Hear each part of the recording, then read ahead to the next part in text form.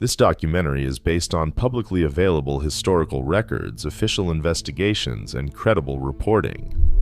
Some details remain disputed. At 1:23 a.m. on April 26, 1986, Reactor No. 4 at the Chernobyl nuclear power plant exploded during a late-night safety test. But the disaster was not caused by one single mistake. It was the final result of a chain of decisions, design flaws, misunderstood reactor behavior, and a system that had given the people inside the control room very little room for error. To understand what went wrong, we have to look at what was supposed to go right. The test scheduled for Reactor No. 4 on April 25, 1986 was designed to solve a dangerous safety gap. If the external power grid ever failed, the station's emergency diesel generators would take about 50 seconds to start up. In a high-power nuclear reactor, 50 seconds without cooling water can easily lead to a core meltdown. Plant designers wanted to prove that the spinning, kinetic momentum of a coasting turbine generator could bridge this window, generating enough electricity to keep the vital water pumps running until backup power came online. Since the reactor was already scheduled for a routine maintenance shutdown, managers decided to run this experiment during the power descent, but unexpected grid demands delayed the test for 9 hours, pushing the execution deep into the night. At 11:10 p.m., the day shift handed operations over to the night crew, led by Supervisor Alexander Akimov and Deputy Chief Engineer Anatoly Dyatlov. This incoming team was expected to execute a highly specialized safety test, yet they had never received formal written instructions or proper training for this scenario. Instead, they had to rely on a draft procedure, stepping into a complex operation with a plan that was still being written as they went. At 1:06 a.m. on April 25th, operators began lowering the reactor's thermal output from its normal 3,200 megawatts down to 1,600 megawatts. They were preparing for the shutdown test. But at 1:05 p.m., the Kiev grid dispatcher intervened. Another regional power station had unexpectedly tripped, and the grid needed Chernobyl's electricity. Reactor 4 was forced to remain at half power, holding at 1,600 megawatts for the next 9 hours. This administrative delay did more than just push the test into the dead of night. It triggered an invisible chemical trap deep inside the core. Under normal high-power operation, a highly potent neutron-absorbing isotope called xenon-135 is constantly produced as a byproduct of fission, but it is quickly burned away by the intense neutron flux.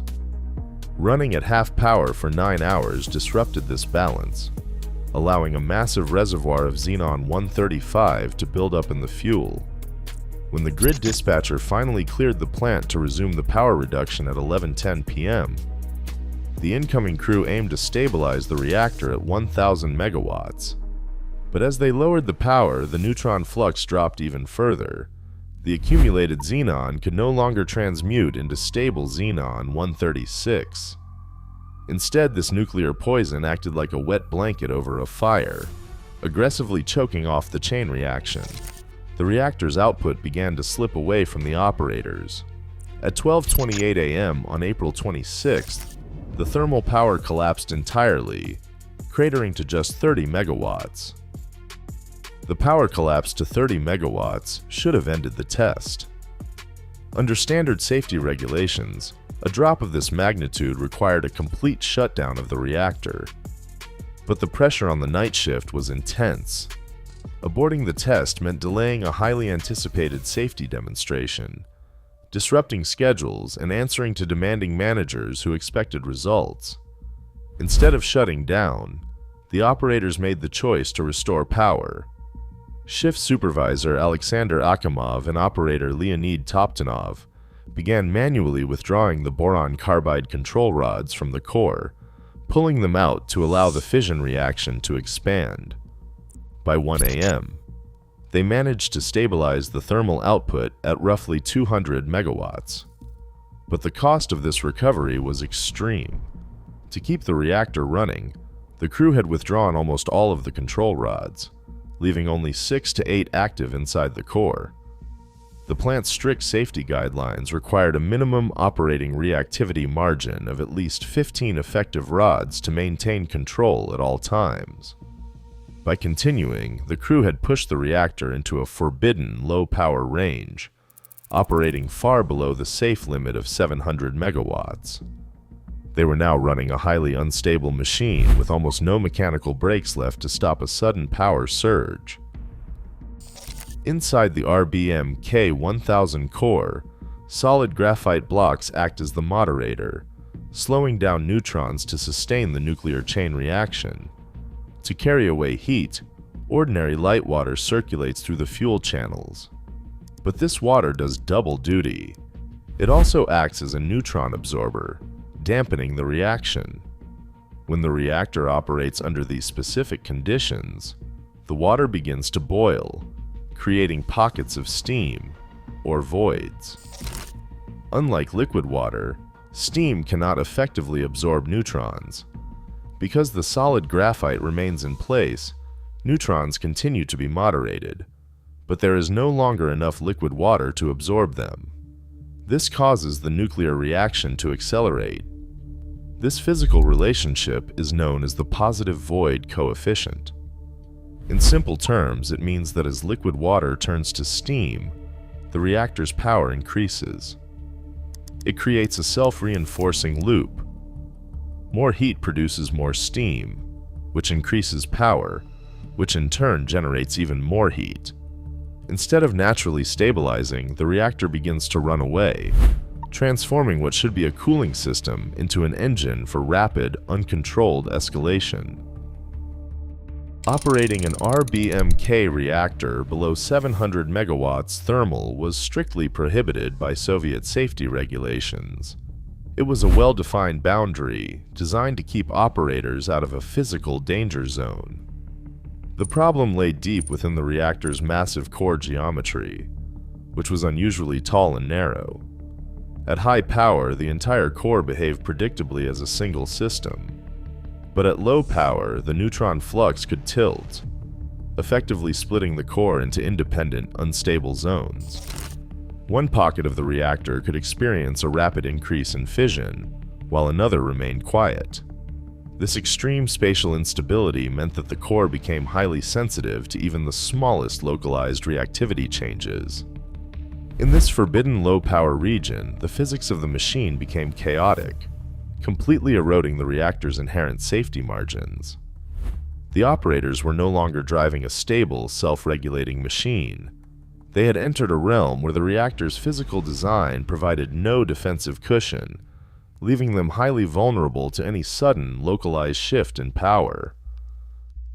The physical construction of the RBMK 1000's control rods contained a hidden vulnerability that would only reveal itself under these low-power conditions. To control the nuclear chain reaction, the reactor relied on 211 control rods.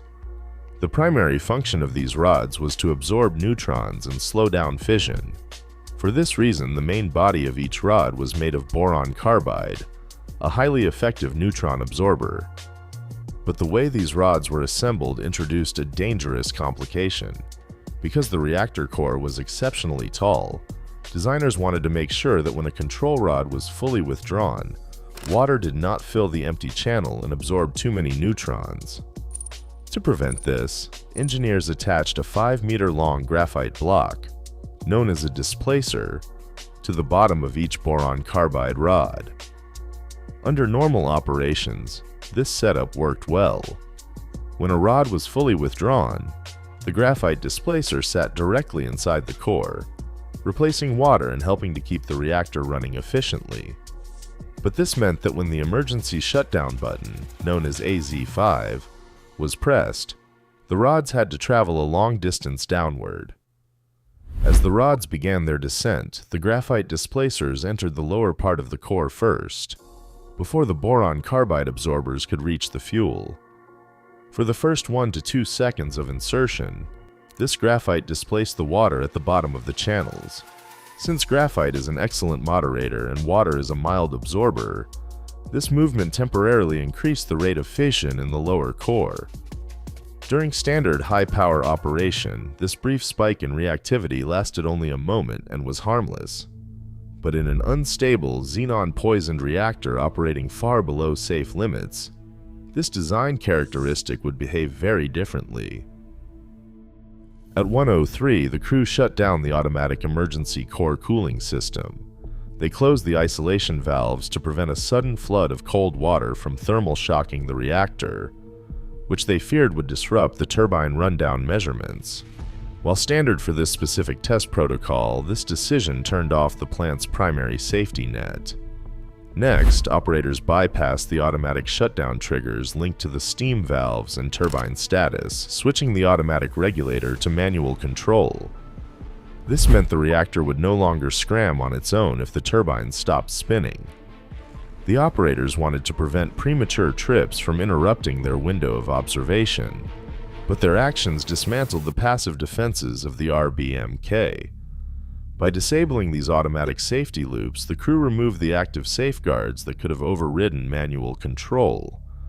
They were now operating a highly temperamental machine without its automatic emergency brakes, relying entirely on manual instruments and human reflexes to detect a runaway reaction before it was too late. Behind these choices lay a rigid decision-making environment. Deputy Chief Engineer Anatoly Dyatlov operated under intense institutional pressure to complete this long-delayed test. In the Soviet industrial system, failing to deliver results or delaying schedules carried severe professional consequences. This administrative environment prioritized production over safety, leading Dyatlov to repeatedly order the night crew to continue even as the reactor resisted their efforts. The operators themselves lacked the engineering knowledge to recognize the danger. Their training had not prepared them for low-power operations, and they had no access to simulation tools to model the core's erratic behavior. Specific physical realities remained hidden from them. The Soviet scientific establishment had never informed its reactor operators about the positive void coefficient or the graphite-tipped scram effect. The crew believed they were managing a stubborn, underpowered machine. They did not know that their training, their documentation, and the culture of secrecy had left them entirely defenseless. At exactly 1:23:04 on the morning of April 26th, the turbine rundown test began. The operators closed the emergency valves, cutting the flow of steam to the turbine generator. As the massive turbine began to coast down, the power supply to the main circulation pump started to drop. This slowed the flow of cooling water through the reactor core. With less water passing through the fuel channels, the heat quickly turned the remaining liquid into steam. These newly formed steam voids stopped absorbing neutrons. Because of the positive void coefficient, the fission rate began to climb, causing the reactor's thermal power to drift upward. At 1:23:40, Shift Supervisor Alexander Akimov decided to stop the test and stabilize the core. He ordered the activation of the AZ-5 emergency shutdown. Leonid Toptanov pressed the button, sending the 211 control rods descending into the core. But the reactor was already in an extremely unstable, highly voided state. As the control rods entered the core, their 5-meter graphite displacers went in first, momentarily displacing water at the bottom of the fuel channels. This triggered a massive, localized reactivity spike in the lower half of the core. The thermal power surged from 200 megawatts to an estimated 30 gigawatts, nearly 10 times the reactor's design capacity. The intense heat instantly vaporized the remaining coolant, generating a massive pressure front that ruptured the zirconium fuel channels. At approximately 1:23:45, a violent steam explosion blasted off the 1,000-ton upper biological shield, tearing through the roof of the reactor hull. Seconds later, a second, even larger explosion destroyed the building entirely, ejecting burning graphite and highly radioactive fuel into the night sky. The double blast instantly ruptured the reactor's pressure tubes, shattering the core's internal structure. The physical force of the steam expansion hurled the 1,000-ton upper biological shield, an immense steel lid codenamed Elena, completely sideways, leaving it wedged at a steep angle over the ruined reactor well. Because Reactor 4 was housed in a standard industrial hall rather than a steel-reinforced containment dome common in Western plants, there was no secondary protective barrier to hold the debris inside. Burning graphite blocks and highly radioactive fission products escaped directly into the open air, carried upward by a rising thermal plume. Yet, inside the control room, the crew remained almost entirely blind to the destruction. The shockwave shattered windows and shook loose plaster from the ceiling, but the instruments they relied on to monitor the core were either destroyed or frozen. Radiation meters pegged at their maximum limits or failed completely, while water flow indicators showed dead dials. To Shift Supervisor Alexander Akimov and Deputy Chief Engineer Anatoly Dyatlov, an exploded reactor was physically impossible under Soviet physics. They assumed the damage came from a localized steam explosion in the cooling tanks, convinced the core remained intact. This fatal misconception would dictate every decision made over the next few hours, leaving them struggling to grasp that Reactor 4 had already ceased to exist. At 1:28 a.m. on the morning of April 26, just 5 minutes after the twin explosions tore through Reactor 4, the first regional firefighters arrived at the scene. They found a conventional battleground. The roof of the turbine hall was ablaze, threatening to spread to the adjacent Reactor 3. This was a hazard they knew how to fight. What they did not know, and what their standard canvas gear offered no protection against, was that they were stepping into an invisible, lethal field of ionizing radiation. Among the early responders was Pripyat firefighter Petro Shavry. Like his colleagues, Shavry had never received training on radiological hazards. To these men, the immediate task was simple: contain the flames. They climbed ladders, hauled heavy hoses, and walked directly onto the ruined roof of the reactor building, surrounded by scattered blocks of burning graphite. Inside the plant, surviving operators and engineers struggled alongside the firefighters. These workers were not mythical caricatures or disposable volunteers. They were ordinary employees attempting to secure their workplace under impossible conditions. Many stayed at their posts to pump cooling water into what they believed was a damaged but intact reactor core, unaware that the core was completely gone. Within hours, the physical toll of this silent hazard became undeniable. By the end of the first day, 132 workers and firefighters were admitted to the Pripyat hospital showing severe symptoms of acute radiation sickness. Out of the 600 people present at the site during the initial response, 134 would eventually be diagnosed with acute radiation syndrome. For 28 of them, the exposures would prove fatal within the next 3 months. While hospital wards in Pripyat filled with injured responders, life in the city just 3 kilometers away proceeded as if nothing had happened.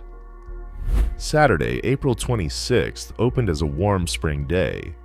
Children walked to school for morning classes, shoppers queued outside grocery stores, and couples prepared for weekend weddings. From concrete apartment balconies, laundry hung out to dry in the gentle breeze. On the streets, some residents noticed a metallic taste in their mouths and a dry irritation in their throats.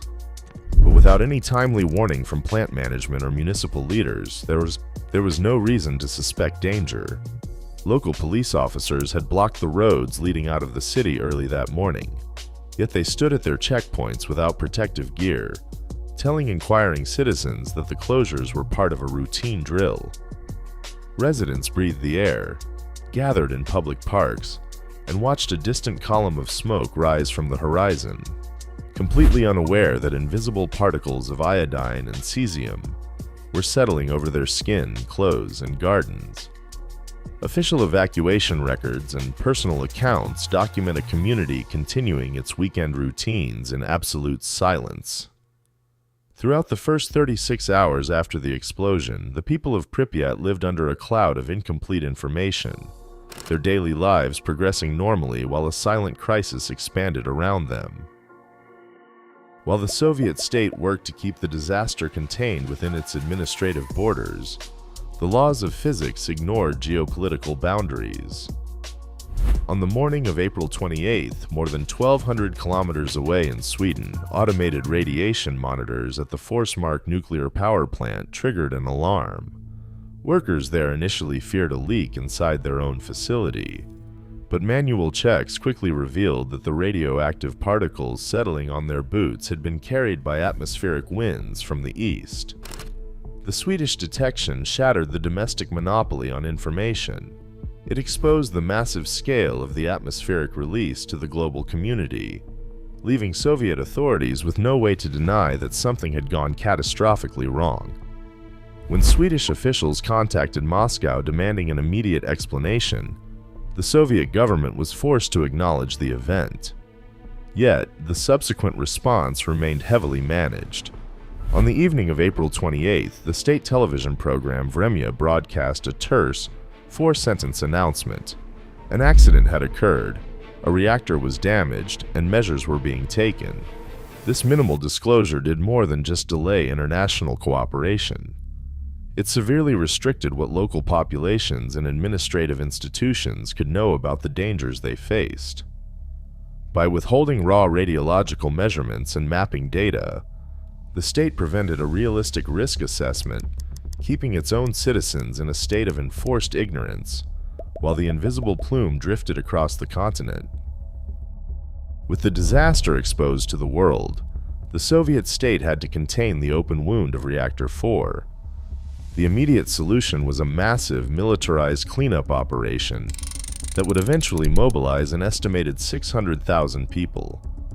These were the liquidators, a vast force of soldiers, miners, power plant staff, and civilian volunteers. To clear the highly radioactive debris from the reactor roof, officials initially deployed remote-controlled heavy machinery and robotic rovers from West Germany and the Soviet Union. But the intense ionizing radiation quickly fried the delicate electronic circuitry of these machines, leaving them dead in the ruins. With technology useless, the state turned to human labor. Soldiers and workers nicknamed bio-robots were sent onto the roof of the adjacent Reactor 3. Clad in makeshift lead sheets sewn onto standard uniforms, these men faced radiation fields so intense that their shifts were limited to just 90 seconds. Armed with heavy shovels, they ran into the debris, scooped up chunks of highly radioactive graphite and fuel, threw them back into the exposed core, and ran back. This grueling human chain worked in tandem with engineers constructing the original sarcophagus. By December 1986, after pouring hundreds of thousands of cubic meters of concrete and assembling massive steel panels under lethal conditions, the ruins of Reactor 4 were finally sealed in a temporary tomb. The immediate crisis was contained, but the risk had been paid for in human health and lives. 30 plant workers and firefighters died from blast injuries and acute radiation syndrome in the immediate aftermath of the explosion. In the decades since, the most clearly documented long-term health consequence has been a major increase in thyroid cancer among those who were children or teenagers in 1986, primarily from drinking milk contaminated with radioactive iodine.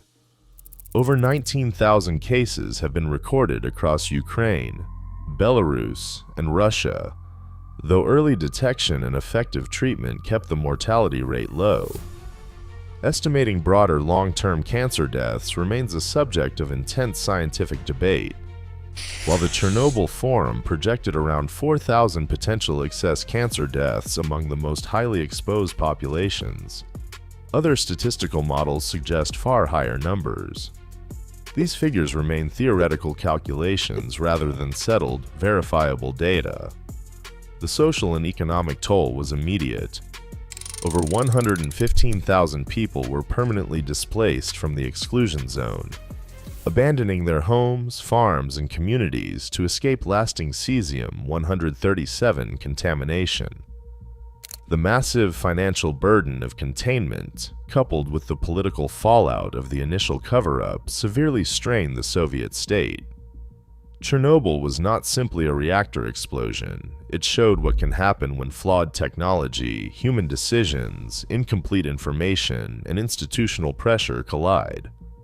If you enjoy documentaries that investigate how extraordinary real events happened, subscribe to the Atlas Network, where new full documentaries premiere every Friday, with feature documentaries and shorts throughout the week. The official assessment of what caused the disaster changed significantly in the years following the explosion. Initially, the Soviet state and early international reports, like the 1986 INSAG-1 document, placed almost exclusive blame on the operating crew, citing serious safety violations. But as more technical data emerged, this narrow explanation collapsed. By 1992, the revised INSAG-7 report reframed the catastrophe as a systemic failure rather than simple operator error. Investigators recognized that the RBMK's underlying design flaws, specifically its positive void coefficient and the hazardous characteristics of the control rods, created an unforgiving machine. Later assessments expanded to criticize the broader Soviet safety culture, pointing to inadequate operating procedures and intense institutional pressure that prioritized production over caution. Instead of blaming a single villain, modern analysis views Chernobyl as a multifactorial failure, where flawed technology and human actions collided within an environment of institutional secrecy. Today, the exclusion zone remains a quiet monument. In Pripyat, nature slowly reclaims concrete blocks and abandoned playgrounds. Over Reactor 4, the new safe confinement arch stands as a 100-year shield, protecting against the remaining hazards locked inside through constant monitoring. This ongoing vigil exposes the practical safety criteria of the modern age: the absolute necessity of transparent information, sound design, realistic procedures, and the freedom to challenge unsafe decisions.